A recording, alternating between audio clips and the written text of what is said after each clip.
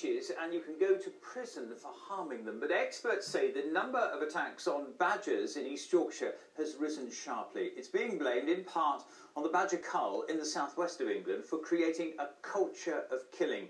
Some may find footage in this report from our rural affairs correspondent Lindsay Smith upsetting.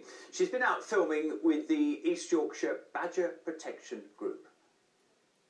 Snared and left with horrific injuries, savaged by a baiter's dog, and thrown in a beck to conceal a crime. Some of the scenes witnessed by the East Yorkshire Badger Group of late. Sat here, I've been watching it for a number of years now, and They're so concerned about a growing number of attacks, they asked us not to reveal where we filmed. They fear this healthy set could be targeted. At the moment, we're very concerned.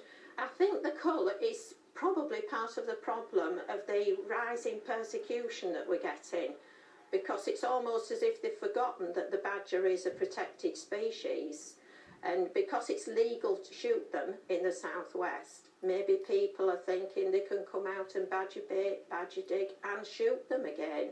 The badger cull in the southwest of England was a controlled event. Marksmen were given licences to shoot badgers in an attempt to control tuberculosis in cattle. Despite protests, almost 2,000 badgers were shot. But the RSPCA say it's not just this culture of killing that's bad for badgers, but these, a crossbreed of dog that's growing in numbers, part lurcher, part pit bull. These were seized by inspectors. They've got the speed of a lurcher or a greyhound type dog, but with a big head and the strength, if you like, to pull down badgers, deer and indeed other animals. And of course sometimes it's not just the one dog, it's more than one dog being chased onto them, and that's what causes the cruel and death as to these animals being taken, as we say, for sport. Finding the players in this so-called sport doesn't just take place in the countryside, but online. People who use social media for bragging rights, people who commit wildlife crime, believe it or not, are no different to that. They actually brag to their friends that they will be out killing badgers, or they've got a dog that will kill badgers. They will put pictures on the internet, and we will investigate these matters through research. The East Yorkshire Badger Protection Group are looking for new members to monitor sets, because the law and the threat of a prison sentence doesn't seem to be keeping this species safe. Lindsay Smith, BBC Look North, East Yorkshire. Well, we saw him briefly in the film there. Jeff Edmund from the RSPCA is here in the studio with us. Jeff, good evening. Badger attacks have increased 100%, over 100% in a year. Do you think this is the fault of the cull in the southwest? Good evening, Peter. No, I don't think it entirely is. I think we're faced with, which as we said in the coverage earlier, that people are going out and killing badgers for sport, and that's a real concern to the RSPCA.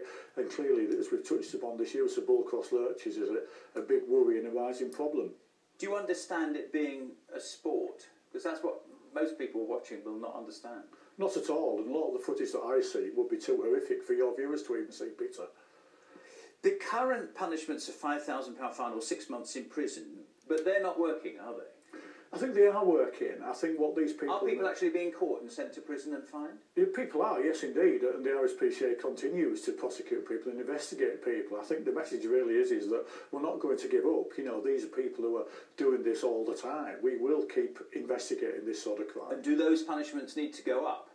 I think the punishments are there. I think what you've got to look at is it's not just the prison sentence, it's the fact these people can be disqualified from keeping dogs, the dogs can be confiscated from them, and that's a real harsh punishment to these people. Would you like to see this branded a little bit higher, you know, like organised crime? Because that's, in a way, what it is. It is. I think what the general public need to know is accept that this is what's happening. I mean, we've seen this rise in this increase of bull-cross lurchers being kept, and not just in rural areas, Peter.